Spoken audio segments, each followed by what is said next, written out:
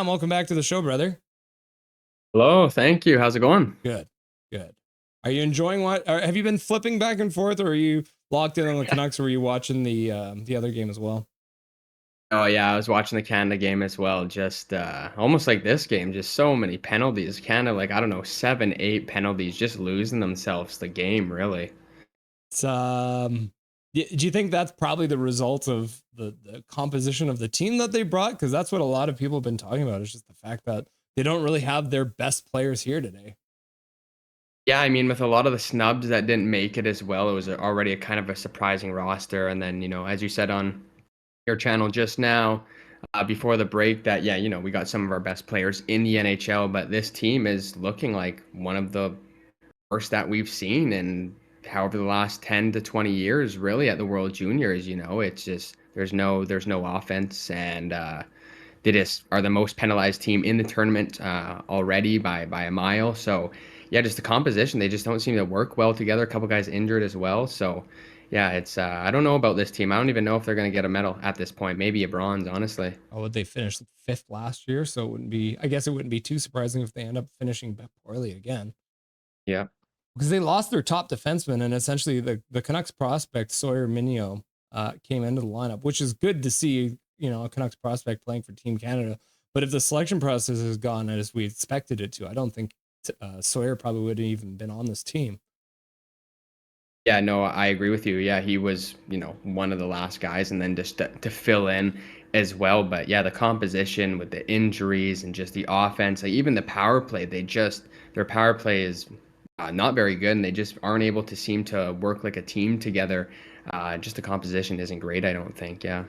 Another loss for Canada. I mean, probably not as bad to lose to America, but they lost to Latvia too, so that's pretty brutal. Two losses. So they got the two hmm wins, two losses. They'll probably end up third in their. They'll probably have to play some.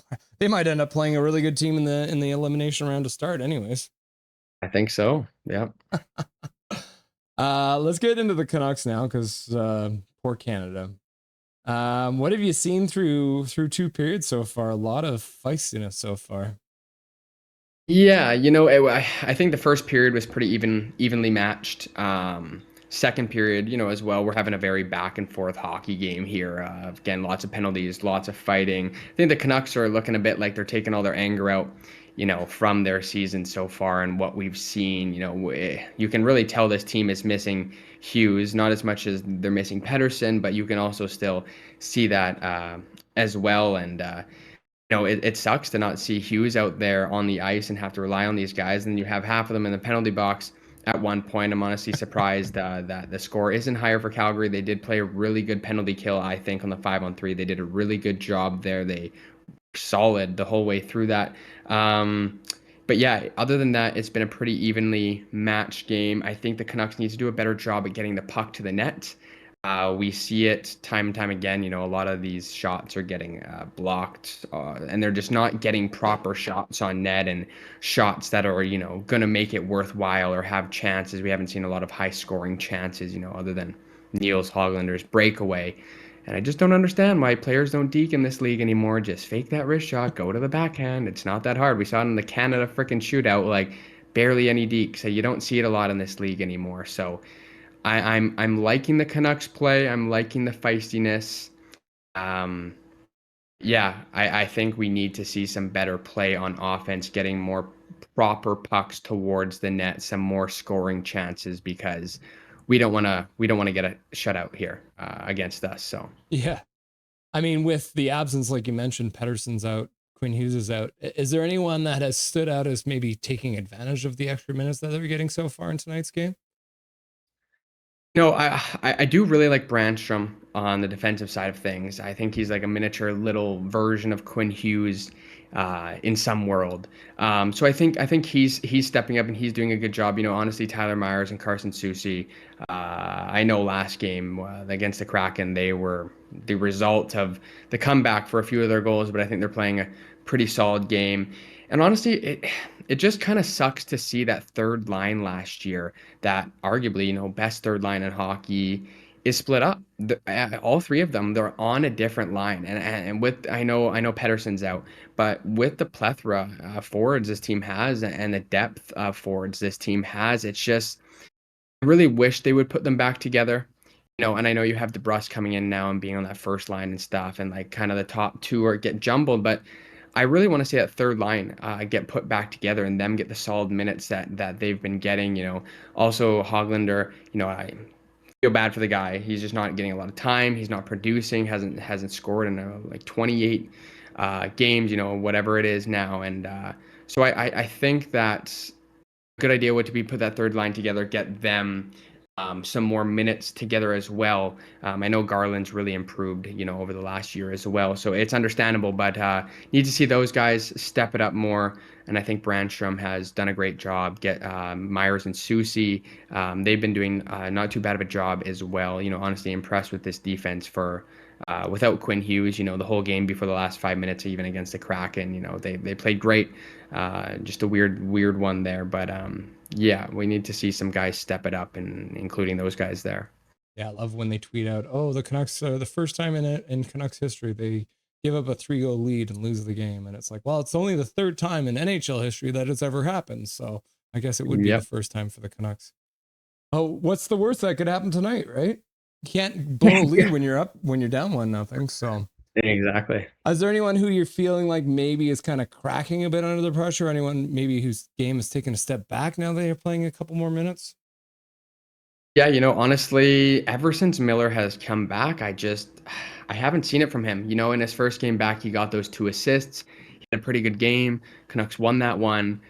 But ever since then, I haven't really been impressed by his play. He's kind of just looking, and apparently, yes, him and his family are interested in staying in Vancouver and want to stay here and be in the city, but at the same time, he just seems always like he's mad, he's disinterested, stuff's not going right for him. The whole whatever is going on with Pedersen, if there is anything, and he just hasn't been producing like he usually has been. I feel like his game isn't as natural as it usually comes to him, and it might get a bit frustrating for him at times. So I think, and that's arguably your best player other than Quinn Hughes and, best player on the ice, especially right now.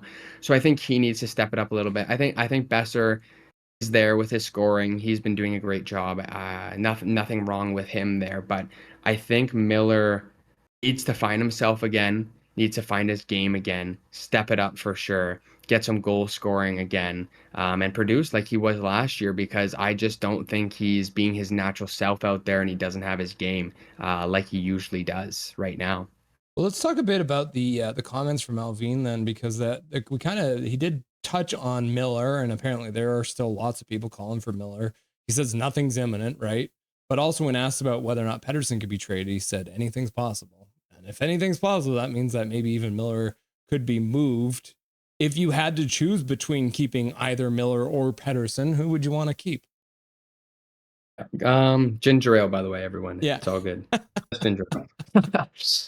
Out of the two, oh man, I would say Miller, yes, but then this season has, changed my view on that a bit. But then you also have Pedersen, who, doesn't seem like himself out there either.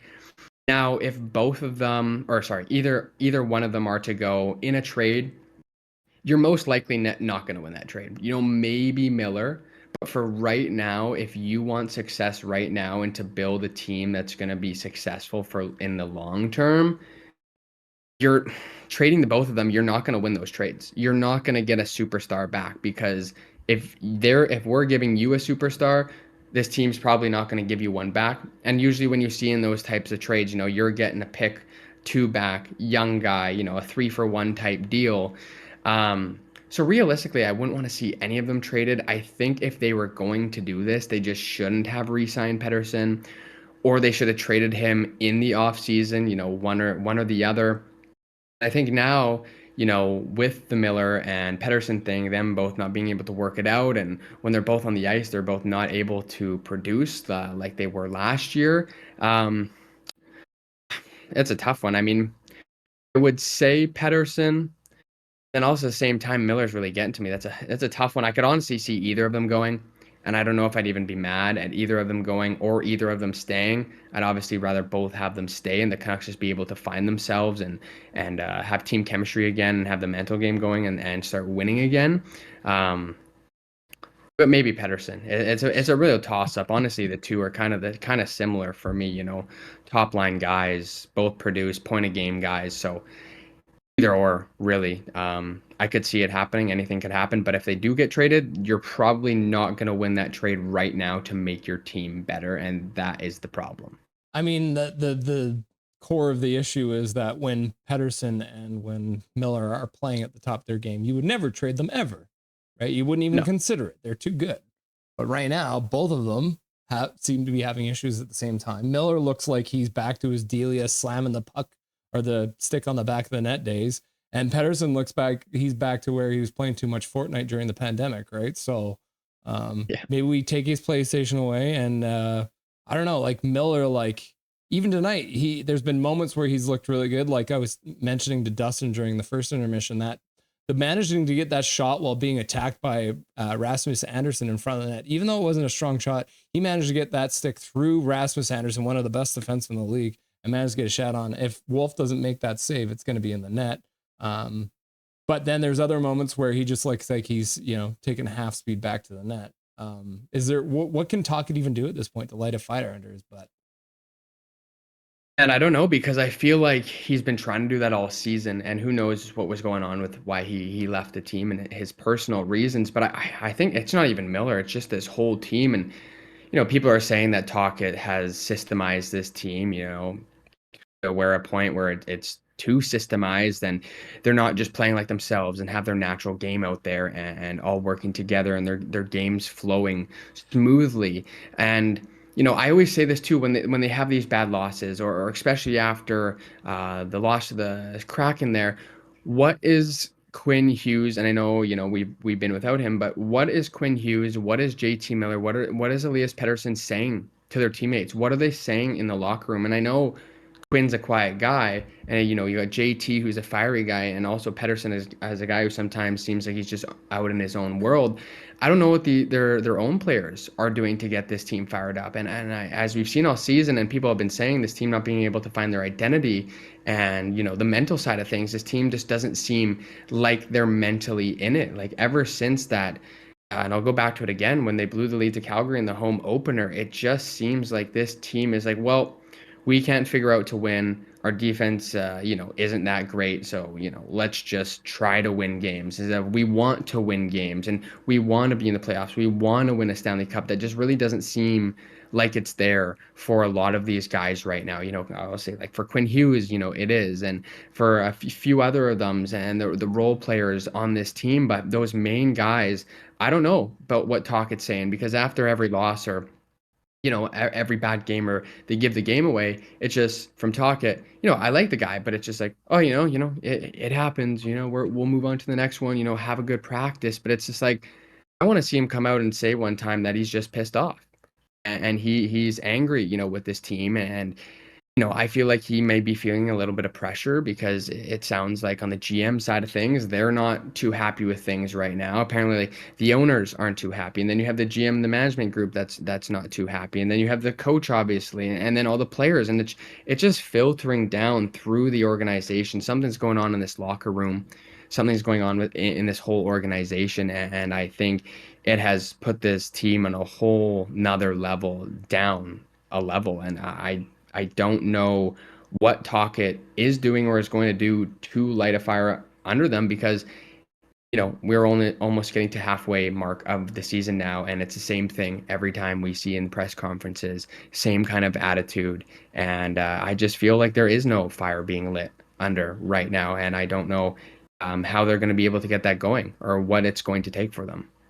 Probably a good reason why Allvin decided to meet with Sportsnet for some reason and do this interview, because I think I think they only asked him probably like a dozen questions or something like that. But out of the dozen questions, I would say probably 4 or 5 of them, the answer had in part of it saying our top guys are not playing well enough. And it's not just, the one guy. He's saying Miller's not playing good enough. Petey's not playing good enough. DeBrusk needs to be more consistent, right? So he's calling out the entire top end of the team. And even when asked about some of these role players, like the Sherwoods, like the Blugers, like these Suter, who are all doing really well. Like Kiefer Sherwood, 17 points. Bluger's got 15 points. Danton Heinen's got 15 points, right? So Allvin now looks like he's coming in to try and give some backup to Tocchet and essentially calling out the entire top side of that lineup. Do you think that helps with the players' mentality coming into the games and your GMs coming out in the media and calling you out? That's always a tough one. I feel like for the majority it doesn't. Oh, but at the same time, someone's got to say it, and that's what I'm saying. I don't know what Tocchet's saying, to his team, and I don't know what the players are saying to this team. So someone, has got to do it. If it's not going to be those guys, and yeah, he's probably not very happy with the way his team is playing this season. He does seems like great things in the offseason to bring in all these guys. I personally think he, royally screwed up this defense and entering this season with this defense. That was my number one concern going into the year. And, look where we are right now. And I know there was a lot of injuries, but I don't think it's the best thing to say that to the media. I think maybe, if it's getting to that high of a level, you go to the team directly. You get in that locker room, you have a team meeting, everyone in the organization at that level. Maybe just take it a different route with the media, or say it, but not in that way, or straight calling out your players. I don't think it's the best way to go about it in that sense. But if again the coach isn't doing it, the players aren't doing it, someone's got to do it. And I'm sure he's frustrated, but I'm going to say it is on him a little bit for going into this season with this defense expecting good things. And of course, the injuries were there and whatnot. Now we have Hughes injured and Pettersson injured as well. But he has to do something if your top players aren't producing. And if you're going to call, Pettersson not mature, and you think, oh, who knows what's going to happen, or anything can happen with Miller or Pettersson, then do something about it. You're the GM, you're in that management group. Go out there and make a trade. I've been waiting for one to happen now for a month, and we've seen nothing. And if they want long-term success and they're not trying to rebuild this team and they're trying to make this team a contender, then you need to go out and make a trade if your top players like that aren't producing, or you're just going to have to figure it out and wait till next year, because I don't know if this is looking like the year for them right now. Just before we get to the third period, do the Canucks have a chance to win this game tonight? Honestly, I thought to myself, it looks like the Canucks, this is a game that they're just not going to score. Yeah, again, it's a back and forth game. Lots of physicality, great penalty killing from them, but it just looks like a game that they're not going to score. It just doesn't look like the puck's bouncing their way. Doesn't look like they're going to get one, or they're going to get two and they're going to win 2-1, something like that. But I don't think so, unfortunately. Well, thanks for stopping by, Cam. It's good to have you on the show, and we'll have you on again sometime soon. All right, brother. All right, thanks so much, man. See you soon. Nothing is perfect.